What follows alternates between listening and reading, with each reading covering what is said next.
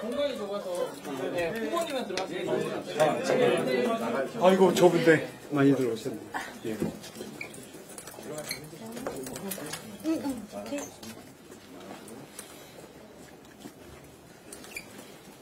한동훈 후보가 그 나경원 후보 패스트트랙 공소 취합 부탁 폭로하신 거 어떻게 보시는지. 한 후보의 입 리스크, 우리 당의 새로운 위험으로 등장했습니다. 누가 물어보지도 않았는데 자기가 옳다는 걸 보여주기 위해서 그 한마디도 지지 않고 말하는 사람을 면박 주기 위해서 아마 자기도 무슨 말을 하는지 몰랐지 않을까 싶습니다만, 우리 동지든 대통령이든 영부인이든 모두를 자기가 옳다라는 거기에 하나의 인용 대상, 공격 대상으로 바라보기 때문에 일어나는 일이라고 봅니다.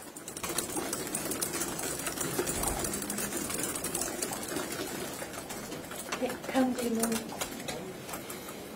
선생님, 오늘 아침 라디오 프로그램에서 윤석열 후보가 질문하실 때 잠잠이라는 말씀 꺼내셨잖아요. 그러면서 비례대선 의원에 대한 이야기 꺼내셨는데 그 발언을 두고 그 비례대표 사천 5회 정도 언급한 거 아니냐 뭐 이런 해석도 있더라고요. 사천? 네. 아니 그거는 사천보다는 과연 그게 우리 비례대표의 원칙과 시스템에 맞는 거냐. 그러니까 자기 책임을 물으면 시스템을 이유로 대면서 어쩔 수 없다는 식으로 하고, 막상 시스템이라는 것은 그렇게 자기 책임을 돌릴 때에만 등장하지 자기 관계나, 아니 왜 무슨 기준과 근거로 그분만 두 번씩 대한민국에 몇 사람 되지도 않는 비례대표 재선을 해야 됩니까? 근데 이 부분에 대해서 아무런 대답을 안 하잖아요. 그럴만 하니까 했다? 그게 시스템입니까? 네, 그런 문제제기를 한 거죠. 네, 그 개인에 대한 공격은 아닙니다. 네, 그런 피해는 없기 바라고요. 네, 다음 질문. 한동훈 후보 대표팀 후보 상대 면접에서 주력팀 김경수 지사의 변명이랑 거의 똑같다 이렇게 말씀하셨는데, 그러면 진실 규명 위해서 뭐 수사도 필요하다고 보시나요? 특검은 반대하신다고 말씀하셨잖아요. 저희가 하진 않을 겁니다. 근데 그게 이미 저렇게 드러난 이상 사실관계가 밝혀질 수밖에 없겠죠. 저는 뭐 보호되기를 바랍니다. 그런 면에서는 저희들이 최선을 다하겠지만, 최상병 특검과 이 한동훈 이 댓글팀 이게 다른 거는 뭐냐면요. 최상병 특검은 최상병의 그 안타까운 죽음에 대한 원인과 지휘 책임, 그 구조 작전의 지휘 책임에 대한 사실관계가 다 나왔고요. 여기에서는 임성근 사단장이 관련이 없다라는 걸로 나왔습니다. 그러면 그 박 누구였죠? 예, 박정훈 그 단장이 임성근 사단장을 피의자로 지목한 것이 수사권도 없는데 이거 월권이다. 이게 그 지휘 라인의 시각이었고, 이게 서로 충돌이 되면서 항명죄 또는 이게 불법 외압이다. 이렇게 쟁점이 되면서 이게 공수처로 가 있고, 여기에서 박정훈 대령의 고소에 플러스해서 민주당이 대통령까지 고발을 하면서 지금 공수처 수사가 진행되고 있는 거잖아요.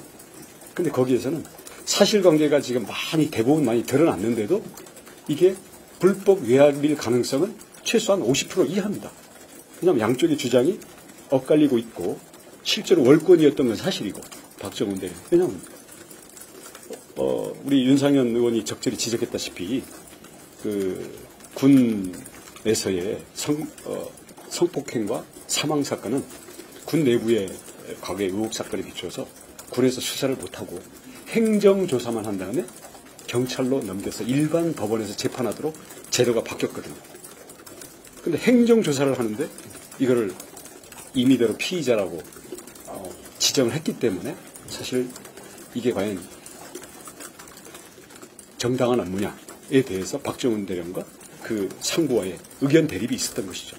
그러니까 이와는 달리, 그래서 이것은 사실관계가 다 나오더라도 사실은 특검으로 넘어가야 될 범죄 혐의의 그 실체가 없는 것이 사건일 수가 있는 것인 반면에 이 지금 여론조성팀 또는 댓글팀 이게 뭐 법무부에 있었는지 아니면 뭐 밖에 있었는지 근데 이제 본인은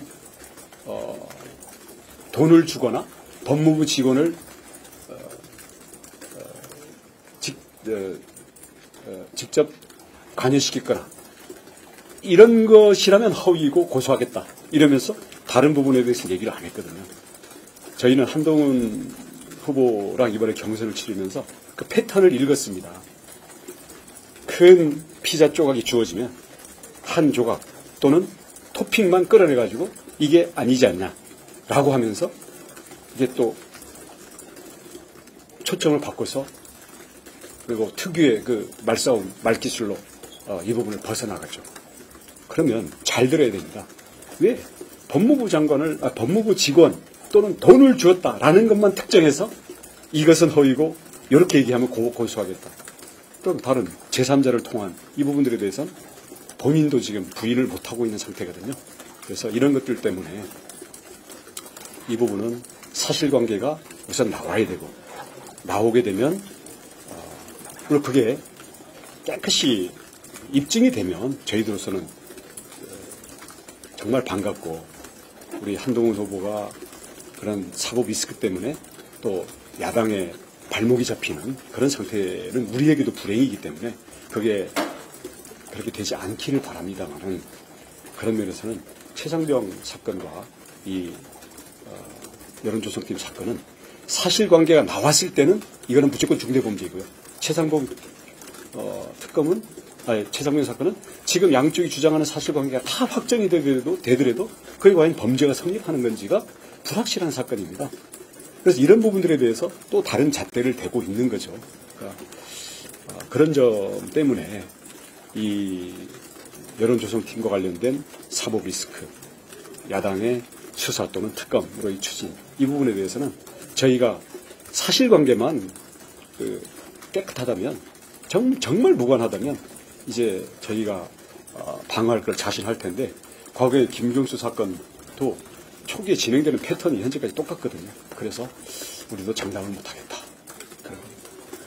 남취화 발언 비판을 하셨는데요. 이 발언이 당내에서 그 타당을 어떻게 생각하시는지? 누가 무서워서 한동훈 후보하고 말 섞으려고 하겠습니까? 그 나경원 의원 공소 취소 그 자체 요청 자체가 뭐 법적으로 법률적으로 문제가 없다고 보시는가요? 그것까지는 제가 잘 모르겠습니다. 왜냐하면 오늘 아침 나온 얘기는 뭐 야당이 바로 저 수사 대상이다라고 치고 나왔는데 저희는 실제 어떤 게 이 사실관계의 실체인지 뭐 저는 누가 물어봤나요? 그냥 갑자기 얘기했잖아요. 그러니까 저희는 정말 좀 뭐랄까요? 탄식이 나올 뿐이죠. 누가 물어본 것도 아니고. 네. 그래서 이건 입 리스크다라고 보죠. 이번 폭로를 계기로 해서 나경원 후보와 이렇게 연대 가능성 이런 것도 좀 이미 뭐 타이밍 다 지나갔는데요. 네, 다음 질문. 질문 없으시면 그럼 이만 네, 여기까지 마칠까요? 하겠습니다. 네, 감사합니다. 고맙습니다. 그동안 수고하셨습니다. 수고하셨습니다.